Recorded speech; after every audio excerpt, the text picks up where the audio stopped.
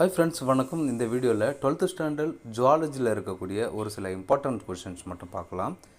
அறிஞர் அண்ணா விலங்கியல் பூங்காவில் 2018ஆம் ஆண்டில் எவ்வளவு பள்ளி குழந்தைகளுக்கு விலங்கியல் பூங்கா தூதுவர் என பட்டம் சூட்டப்பட்டது?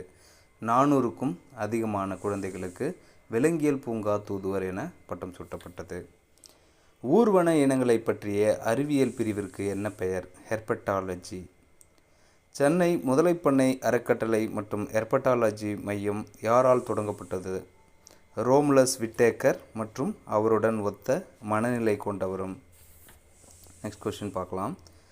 கிழக்கு கடற்கரை சாலையின் மிகவும் பிரபலமான சுற்றுலா தலமான முதலைப்பண்ணைக்கு ஆண்டுதோறும் எவ்வளவு பார்வையாளர்கள் வந்து செல்கின்றனர்? 0.5 மில்லியன் பார்வையாளர்கள். மரங்கள் மற்றும் புதர்களை கொண்ட காடுகளுக்கு என்ன பெயர்? ஆர்போரிட்டா. வெளிப்புற சேகரிப்பு என்ற முறையின் மூலம் மரபற்று போன எந்தெந்த இனங்கள் அழிவிலிருந்து காப்பாற்றப்பட்டன?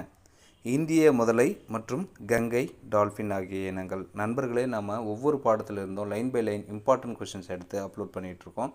இந்த வீடியோட லிங்க் பார்த்திங்கன்னா டிஸ்கிரிப்ஷனில் கொடுத்துருக்கேன். அதை கிளிக் பண்ணி நீங்கள் பார்த்துக்கலாம்.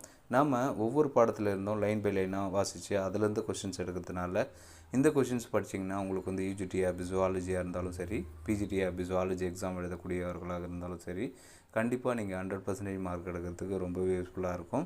அது மட்டும் இல்லை, நீட் எக்ஸாம் எழுதக்கூடிய மாணவர்களுக்கும் 11th மற்றும் 12th படிக்கக்கூடிய மாணவர்களுக்கு இது 100% மார்க் எடுக்கிறதுக்கு ரொம்பவே யூஸ்ஃபுல்லாக இருக்கும். நன்றி நண்பர்களே, மீண்டும் அடுத்த வீடியோவில் சந்திக்கிறேன். நன்றி, வணக்கம்.